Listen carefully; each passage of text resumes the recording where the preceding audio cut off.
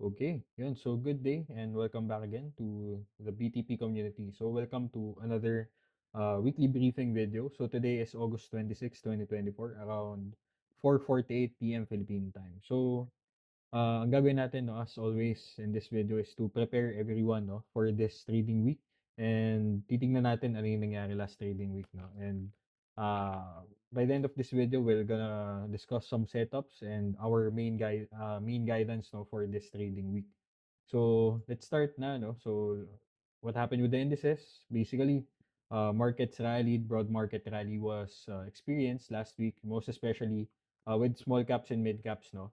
So up yung small caps index natin, IWM, yung Russell 2000 ETF natin, IWM, up siya ng around 2.41% last week.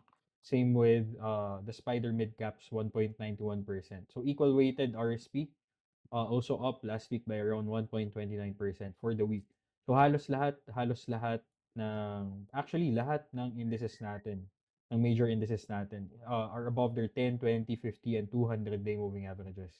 So this indicates na bulls are in control in all time frames, super short term up to the long term time frame. Bulls are in control. So last week, yung rally with small caps and mid caps was led by the Fed pivot, no? Dahil dun sa speech ni Chair Powell last week, nung Friday, nung around 2200 PH time, 10 p.m. Philippine time. So the equal weighted S&P 500 prints new all-time high, no? Signaling broad market momentum, broad market bullish momentum.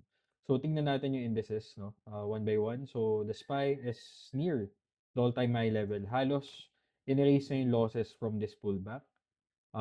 Maganda yung nakikita natin right now, parang nagko-coil tayo near high. So this is a healthy consolidation actually, no? This is a healthy consolidation na nakikita natin with the S&P 500. So I think easily madali itong ma-break tong 565 level. Looking at our volume profile, no, from this decline up to this recovery, the POC is above the 50% of this trading range, indicating na buyers are willing to pay at premium price, no, from this trading range. So the value area high is at around 560 level. So manipis lang tong area na to, no, manipis lang siya. So wala masyadong break even sellers at this level. So I think mahinang resistance tong area na 'to.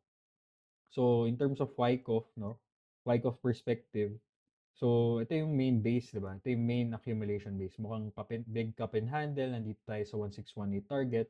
Our hard targets based on this trading range is at around 630, 640 level, the 200% extension, no?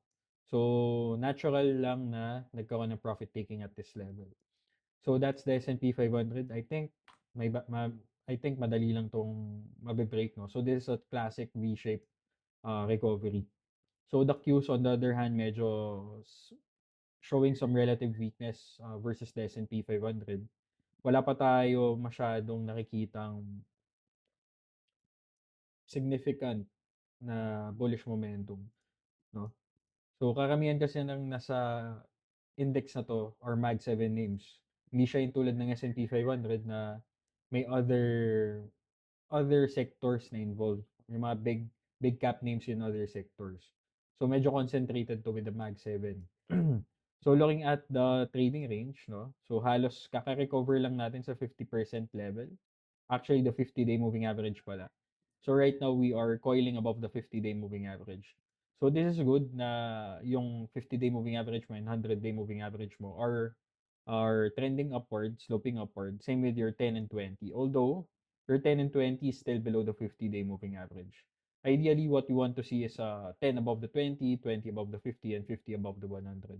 So right now, I'm expecting na we might still experience some selling pressure at this level with the Qs. So main message niyan, if you're gonna trade large caps, big caps, focus on S&P 500 names or yung mga non-big cap tech names. So that's the Qs. Unless this week, sila naman yung maging star ng market, no? Since meron tayong upcoming Nvidia earnings, no, this Wednesday. So mid caps, invalidating this double top bear trap or bull trap rather, sorry. 'Di ba akala natin bull trap to, okay, nag-materialize, nagkaroon ng 3-day decline. But right now, nag-reclaim na tayo dito sa level na to, sa resistance level na yan. So this indicates na bulls are in control again, 'di ba? Only resistance we need to break above is this 570 level. So I think clearly naman na I think mabe-break naman 'yan, no? Given na we have tawag dito, a tailwind coming from the Fed pivot narrative right now, 'di ba? So same with IWM. So itong mid caps and small caps are interest rate sensitive um, segments, no? Market cap segments. So ano kasi 'no, this Fed pivot basically means na this is good for small caps and mid caps. Yun yung main point of the idea. So right now, given na yung IWM natin, we have this anchored VWAP from this high. We are now breaking above this anchored VWAP and anchored VWAP from this high or the highest high of the anchored VWAP is actually flattening. So that is good. So in terms of moving averages lang alone, we are clearing the 10 and 20-day moving average. And your 10 is about to cross or actually crossing above the 20-day moving average. So this is good. This is a good sign for small caps. So, tong ano natin, nakikita nating message coming from the four indices, focus on small caps and mid caps muna. Or if you're gonna trade large caps, dun ka sa S&P 500 names. So, RSP, equal weighted S&P 500, printing new all-time highs. So, this signals broader market bullish momentum. So, kumbaga, kalat yung rally na na-experience sa market. Hindi siya concentrated tulad ng dati. So, may ano na, no? May shift in bullish momentum. So equal weighted Qs, actually one of the weakest index out of all major indices, no? So siya yung pinakamahina in terms of relative strength and in terms of trend. So actually way below 70% passing score natin in terms of composite scores. So that's it, no? Yun yung review natin and analysis natin or insights natin in the indices. So, next question, what are the market cap segments? Ano yung mga sectors in these groups na in highlight, no? So, starting with segments, we can see that growth names outperforms in large caps and small caps. So, S&P 500 growth, large caps, siya yung may pinakamalakas na RS and trend composite score. In terms of small caps, growth is outperforming small caps. Slide G is outperforming Slide V. So in terms of mid caps naman, value outperforms growth in terms of mid caps. So right now, if we're gonna focus our capital on mid caps, focus on mid cap value names, mid cap value names. So ano nga ba yung mga mid cap value names na yun? So hanapin nyo na lang siya dito, no? So hanapin nyo na lang siya dito, dito, yan, dito, sa ano natin, sa components, yan. iElement, THC, etc., etc. Or you can use your Finviz screener. Punta ka dito and then go to ETF. I mean all pala. Then, ilagay mo lang, saan na ba yung ETF natin? So, let's control find ETF. So, saan na ba yun? Like, i-add natin ETF filters. Yan. Held by, lagay mo MDYG. Yan. Ito yung mga ticker codes na under MDYG. So, pwede mo siyang i-incorporate with your filter. So, one tip lang din, no? If you're gonna scan the markets. Ayan. So, in terms of sectors, real estate outperforms all sectors last week. Dahil nga dun sa Fed pivot, Fed Chair Powell signaled rate cuts and a pivot towards uh, an easing of monetary policy or loosening monetary policy. So isa to sa mga main sectors na nagbe-benefit on lower interest rates kasi um, medyo in tandem kasi yung mortgage rates with the interest rates, no? So lower interest rates, mas madaling makakahiram ng pera yung mga typical Americans. So it may drive up real estate revenues or something like that. So XLB the material sector also strengthened last week dahil dun sa pag-angat ng gold prices. So, rising precious metal prices. So, tech and energy remained flat last week. So, tingnan natin. Tech and energy remained flat last week. So, actually down pa siya ng 0.48% and 0.76%. So, sila lang yung mga sectors na down last week. So, top performing, real estate, healthcare, consumer staples, industrials, materials, and consumer discretionary. So, mga rate sensitive na names. So, in terms of industry groups naman, before we proceed pala sa industry groups, one good thing in terms of sectors, halos actually lahat ng sectors are above all key moving averages, above the 10, 20, 50, 200 moving averages. And all sectors in terms of trend, MA10, 20, and MA20 configuration, halos lahat, 10, their 10-day moving average or above the 20-day moving average. Signaling na short-term goals are in control.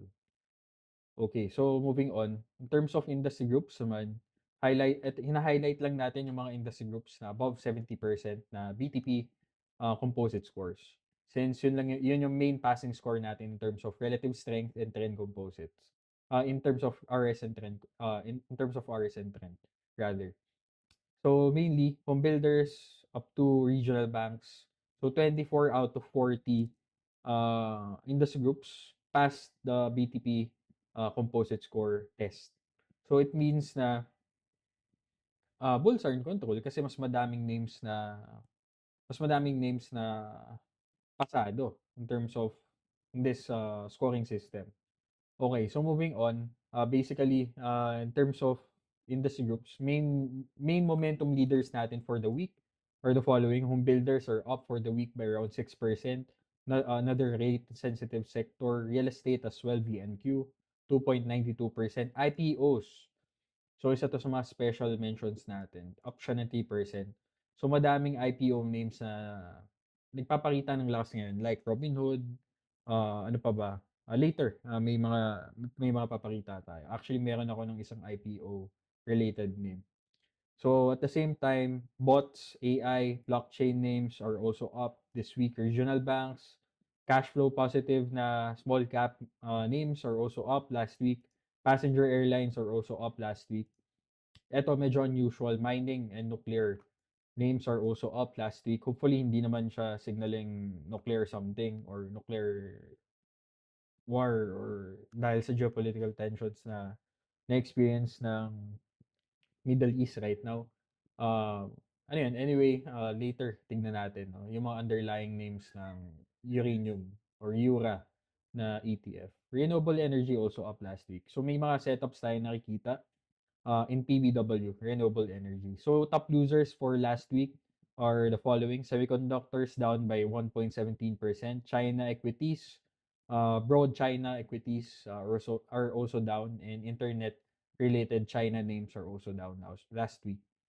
So key highlight natin for the week on sectors and industries. So main bias is we might experience a 3-day follow-through momentum no, on rate-sensitive sector. So, focus your capital maybe on real estate names, small and mid-cap names, and home builder names. So, if you're gonna trade mid-caps, focus on value, no? Okay? Okay, so markets looks like it's committed on a risk-on state based on what we are seeing on the sectors. So, right now, stay away from semicon names again. Kasi may risk-on event tayo on Wednesday, which is NVIDIA's earnings release. Okay, moving forward, ano nga ba yung mga events na nag-drive sa market's price action? So, I want to update everyone on the current market narrative. Okay, so ano ba yung mga, unang-una, no? Actually, sequential natin siya i-discuss. So, starting with the NFP revision no, by the Bureau of Labor Statistics. So, sinasabi ng revision na to na they overstated 818K jobs. So, akala natin na malakas yung labor market, yun pala, OLATs. So, this signaled somewhat of a weak labor market, di ba? Yun naman yung bottom line. So, on Wednesday, around August 20, around 2200 PH time, 10 p.m. Philippine time. So, na-release yan ng mga bandang oras na yan. So, this retriggered some recession fears on Wednesday, created a market sell-off initially, but got shrugged off. Kumbaga, uh, itong revision na to, initially medyo may onting takot pa rin on the recession aspect or recession narrative, but markets don't care. Ang tinitignan nila, pinaprice nata nila is the rate cut, the Fed pivot, no? Which was signaled nung Friday. Yun, so markets treated nga this revision as a sign na yung Fed will be forced to pivot and cut rates this September due to this uh, revision, no? This revision showed labor market weakness. So 'di ba sabi nga ng ang main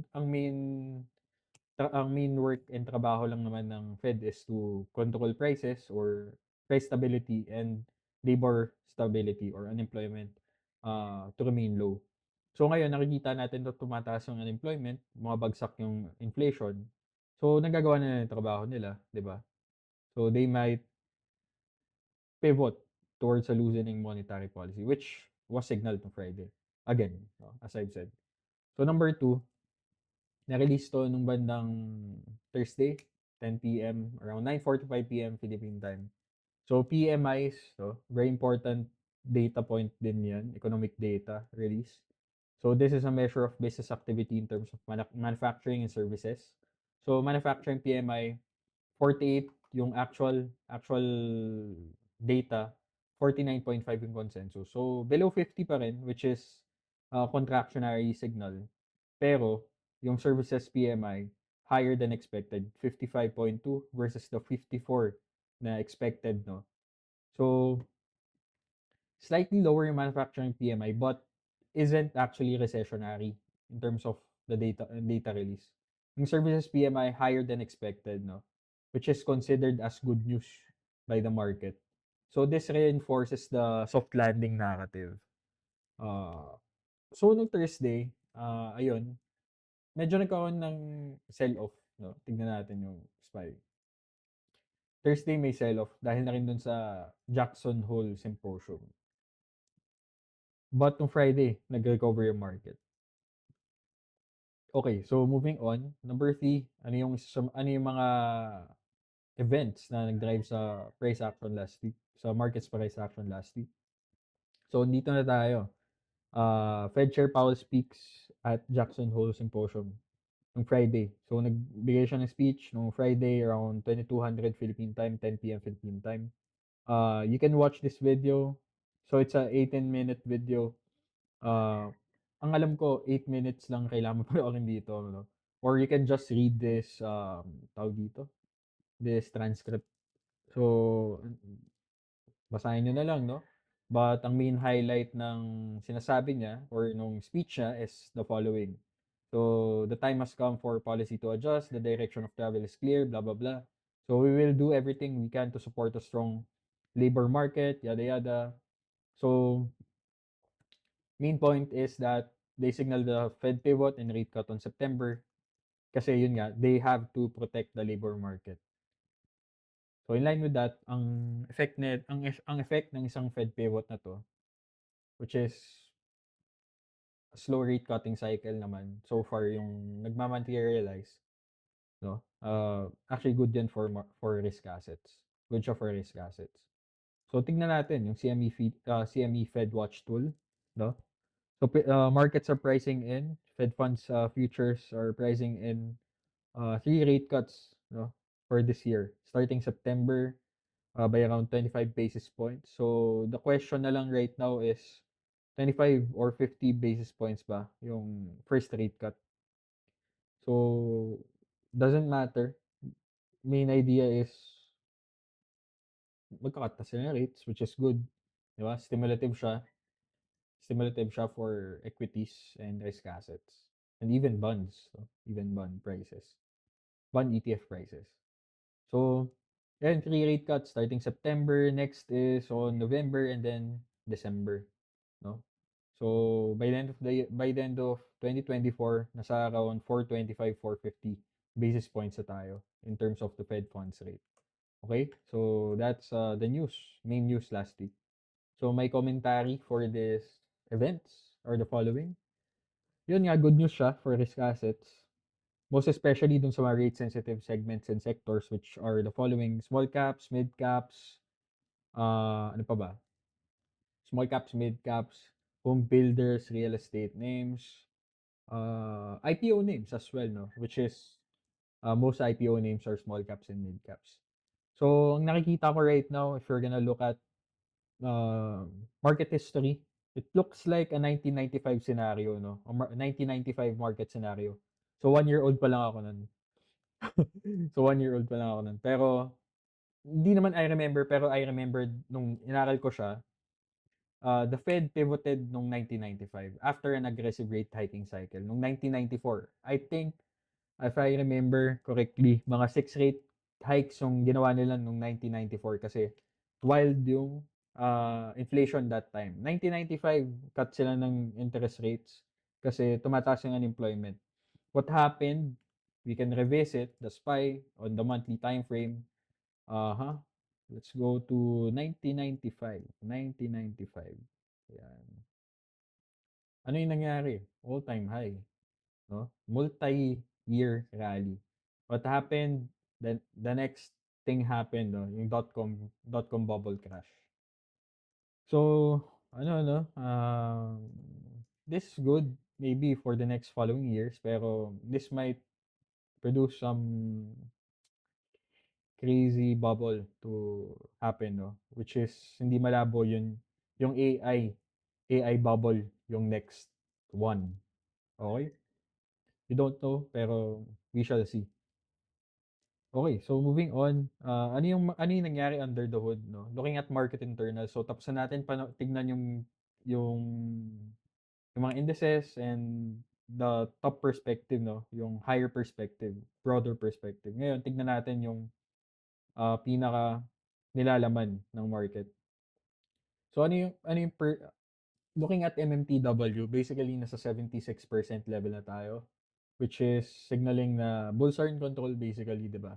76% of stocks are above their 20-day moving average, 'di ba? Although nasa overbought level na tayo. So for me, as a swing trader in the US market, this is good, no? Yung mga breakouts are gonna work, pero ang gagawin ko diyan right now is to take profit on my previous possessions, and then maghanap na lang ako ng na i-reduce ko yung open risk exposure ko. So from the usual 2 to 3%, maybe I'll just adjust it to 1 to 2%. So in terms of our market swing monitor, kita natin na we have positive prints in net advance declines nung Thursday and Friday, which is a good thing. Mas madaming positive net volume spikes on Thursday and Friday. And then breakouts are working essentially, no? Based on the net 20-day new high, new low data and 52-week high, new low data. So we can see that positive prints yung mga yan. Okay? So ito yung commentary and insights ko for the market internals. Basically, yun nga, no? We are in the overbought levels. Exposure capital with proper caution. Although, ayun nga, a sharp mean reversion event is unlikely. Yung tipong mag-correct tayo around 2%, 3% from the current prices in terms of our indices. And the overall market will correct. Medyo unlikely yun kasi meron tayong positive news recently. Although, kailangan natin maging open pa rin dun sa scenario na yun. So, exposure capital with proper caution kasi nasa overbought level na tayo in terms of in terms of the market internal, market breadth. Okay, so next, ano yung nangyari sa macro benchmarks natin? So, importante na tinitingnan natin yan, no? Tinitingnan natin yan. So, starting with DXY. So, DXY actually nasa 100 level na tayo. Punta tayo dito sa daily time frame. So, nasa support level na tayo, no? So, since the Fed signaled the pivot, maybe the dollar might decline toward 96. Dollar index, 96, 95, 97. That's the next target level, no? Or measured target level. So, in terms of US 10-year, so a declining dollar is good for equities, no? Basically. So, in terms of US 10-year, still in a range, but good thing na 10 is declining, 20 is declining, 50-day moving average is declining, and 100-day moving average is declining. So overall, ang magiging effect nito is a net decline in terms of yields. So this will be stimulative for equities. declining yields are stimulative for equities. Okay, so next is the Fed liquidity, no? So this is a composite of the central bank balance sheet, the TGA account, and the reverse repo facility. So we have this trend line being formed. So nag-breakout na siya dyan. Somewhat nag-breakout na siya dyan. So last week, we experienced net liquidity injections. So that's stimulative for equities. Although the 100-day moving average or 100-day moving average is still declining. So kung gusto natin, mag-breakout tayo dyan and then move higher. Maybe sooner or later. So in terms of Wyckoff theory, nasa accumulation phase tayo. 'Di ba? So if we print new highs, 52-week highs in terms of Fed liquidity, that will be good for markets, for equities. Next, let's look at US oil for our inflation benchmark. So inflation benchmark natin tong US oil. Since this is the most used commodity. Tama? So it bounced off at the $72 support level. So nagano siya, ano, parang nagkaroon siya ng Wyckoff spring dito. So itong pag-angat ng US oil is due to rising geopolitical tensions in the Middle East. So later discuss ko siya. So in line with that, gold is printing new all-time highs as well, which is gold is a geopolitical ano marker or risk marker, something like that. So if you have rising gold prices, it means na tumataas yung geopolitical tensions, something like that. So madaming factors kasi nagpapagalaw sa gold, no? It also includes yung interest rates and the dollar strength. So a declining dollar will strengthen gold. Yun yung usual correlation niya. Okay, tapos na tayo sa macro big five. Basically, it tells us na all, well, not all, most macro benchmarks are pointing us to a risk-on state, no?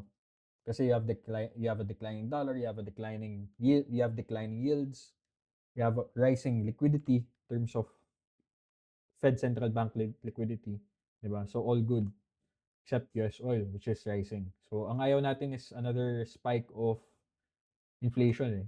Kasi mangyari diyan if you have a spike in inflation, uh dun mag-eri dun mag ano, dun mag-pivot again yung Fed, no. I mean,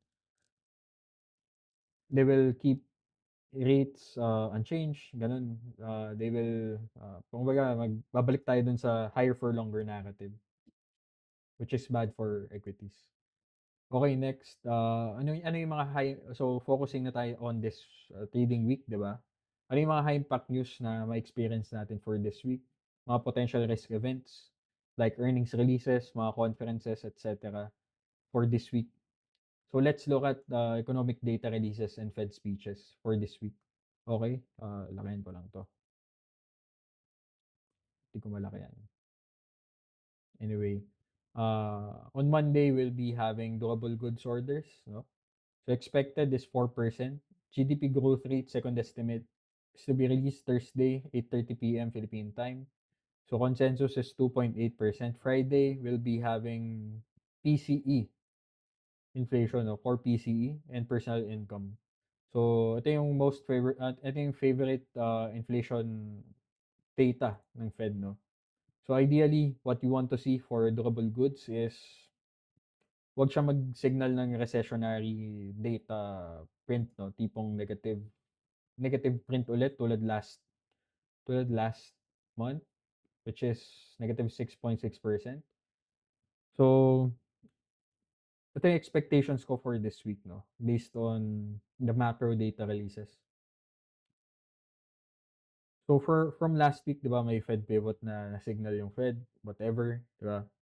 So my bias for this week is neutral to slightly bullish from Monday to Wednesday.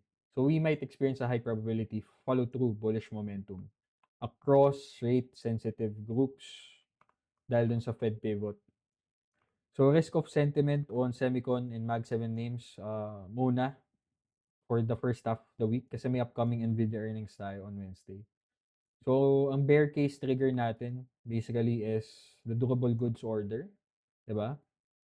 If it creates another negative print for the month of July, uh, this will re-trigger recession fears, negating the soft landing or Goldilocks narrative na pinaprice in the market right now. So, ideally, dapat nasa 3%, 4% lang siya, no? Not too high, not too low. Not too high, not too low. Basta in line with expectations.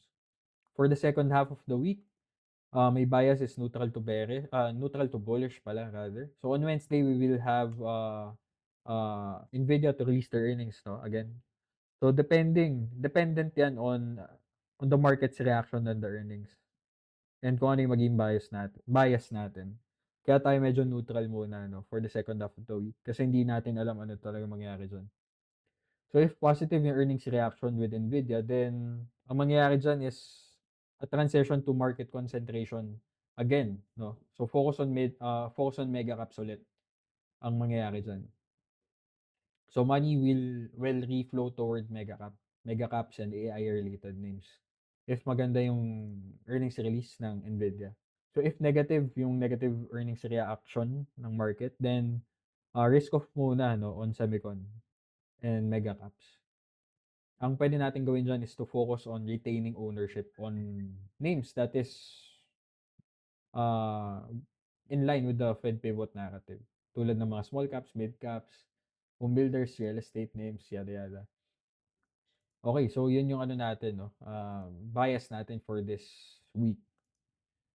So next topic na gusto ko i-discuss is geopolitical risk. So nung bandang Sunday kahapon, nagkaroon na naman ng bombahan.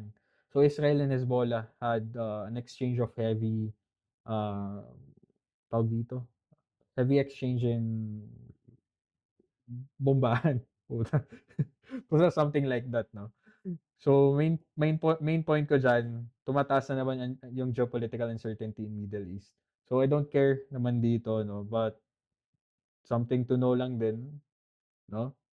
Something to know lang din. Ang ayaw natin is for Iran um to dive in or parang makisali dito sa away ng dalawang 'to.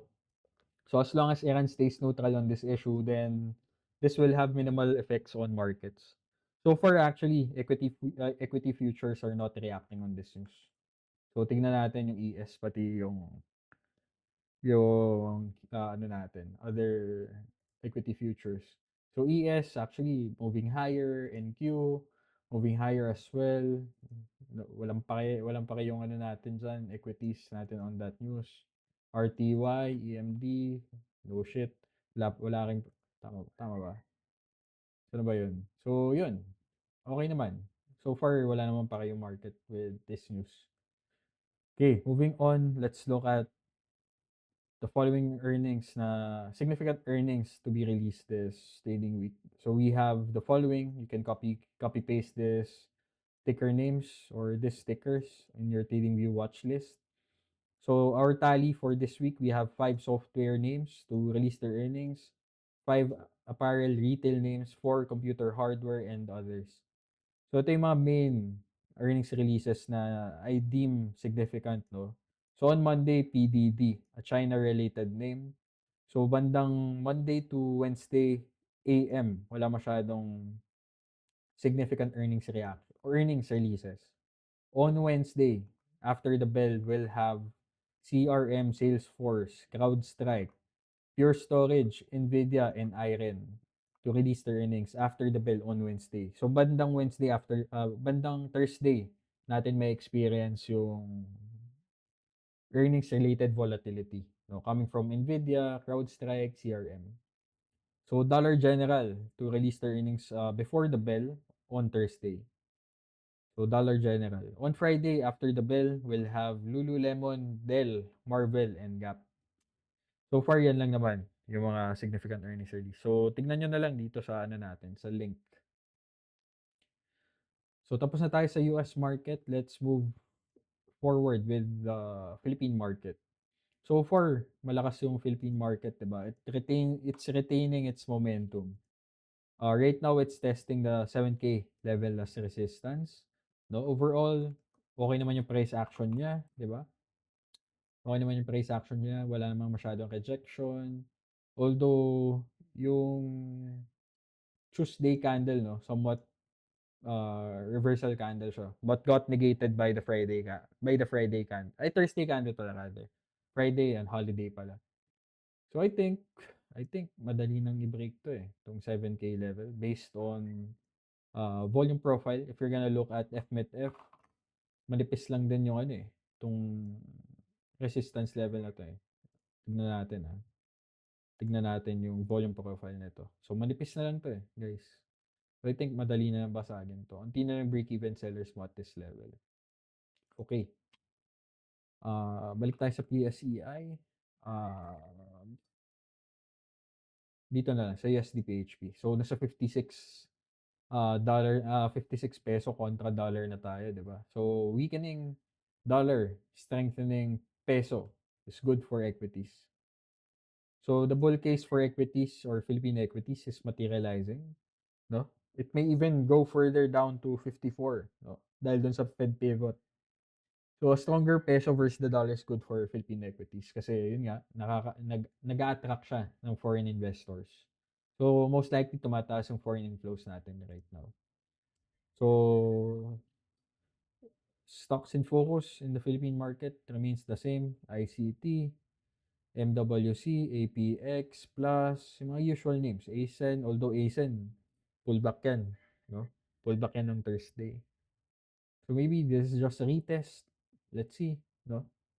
A recovery above 540 is our trigger for this dip to be confirmed. Something like that yung gusto nating sabihin. Maybe it's gonna retest the 5 peso area. So usual movement naman 'yan, eh, kasi 'di ba? Every bandang 5 pesos nag-iiba yung boardlot, eh. Nag-iiba yung boardlot. Maybe may mga susunduin lang na ibang institutions, no? At the 5 peso area. I don't know. But so far, Philippine market is doing good. Next is crypto. What happened with the crypto markets last week? So last week okay naman. The big four, the big four are up last week, no? So 9% up Bitcoin, Ethereum 5% up, Solana 13% halos, 6.20% naman yung BNB or Binance, no? So last week, Tron, XRP up din. Doge, Pepecoin, mga altcoins and meme coins are up last week. Except Toncoin and Notcoin, mga Telegram related names, no? So risk off muna dyan. Or pwede mo siyang i-short, di ba? So mainly, we have a strong risk on sentiment on crypto dahil dun sa Fed pivot na nag-materialize din last week. So our main insights on crypto, we shift our bias on crypto scalps and swings to longs, no? On major coins and altcoins. So if you're gonna swing trade or scalp, momentum plays in the crypto markets, futures market, go long, di ba? Go long. Focus ka on major coins and altcoins. So that ends our review in the crypto markets. So my main guidance for the week. So let's start with this. So nawala. So we are shifting to a risk on state on US and Philippine equities. So medyo nandun na tayo sa uh, confident na tayo to go risk on dahil na rin dun sa Fed pivot, no? 'Di ba? Yun lang naman yung main risk event na tinitingnan natin recently or high impact event na pwedeng makaapekto sa positions natin. So point number 2, our expectations for the week is a continuation of bull momentum on rate sensitive groups like small caps, mid caps, home builder, real estate names, etc., etc. So risk off muna on Mag7 and Semicon names dahil dun sa Nvidia earnings. So in terms of um, risk exposure, so max portfolio risk exposure on longs for US equities remains at 1 to 2%, no? So kumbaga yan yung open risk mo. So if you are risking 1% per trade, then up to 2 names lang yung pwede mong hawakan. If you're risking 0.5% per trade, per possession, then apat na names yung pwede mong hawakan at any given time. Siyempre, we should always manage our risk on a per trade level and on a portfolio level. So max risk on a trade right now is upgraded to 1% per trade. So pwede ka na bumalik dun sa 1% per trade since we are on a risk on state. So favorable setups in US market. So mga delayed entries on good earnings reaction remains as a favorable setup. Basically mga power earnings gap, coil and pullbacks, post earnings diff plays na coils and pullbacks, or 10-day kiss and rally, 10-day MA kiss and rally. Yan yung mga setups na nagmamaterialize right now. Tulad ng mga diniscuss natin last week, like the following. So for example, comp. Ano yung comp? Sinispon ako. Yan. So post-earnings diff play. So na-release na earnings, nagkaroon lang ng onting dip, yada yada, nag-recover, nag-rally, nag-kiss ng 10-day moving average right now, up na around 10%, more than 10%, no, in just a day. So these are the following setups. Even C1, no? CWAN. After earnings, gapped up, move higher, pulled back to the 10-day moving average, right now moving higher. No? So, yun yung mga setups na diniscuss din natin last week. So, for Philippine equities, our optimal risk exposure is at 2 to 3%, no? 2 to 3% with 1 VAR per swing or possession trade idea. So, for crypto, scalping and swing trades pa din yung focus natin. We don't position trade in crypto unless unless gusto mo siyang i-store sa cold storage mo, 'di ba? Kasi you want to remove that platform risk. Okay, so we are shifting to a bullish bias, no, toward major coins and altcoins. So long na yung bias natin on scalping and swing trades in crypto. Okay. So that ends our weekly briefing video. So I hope na natulungan ko kayo for being briefed or being prepared for the week ahead. So good luck everyone. If you have any questions, kindly PM me, 'di ba? And let's discuss your trade ideas and whatnot. So for our trade ideas, and ito siya mainly, no. Let's look at the stock list. Pahapyawan lang natin mabilis. So, ito yung mga focus natin for the week. So, SMCI up to AvePoint. So, I'll be exporting this and adding this on our weekly briefing document, BTP weekly market briefing document, which is this Evernote. So, copy-paste na lang. Okay, so I hope na well-briefed na kayo. So again, if you have any questions, kindly PM me. See you again on the next video. God bless and goodbye for now. Bye-bye.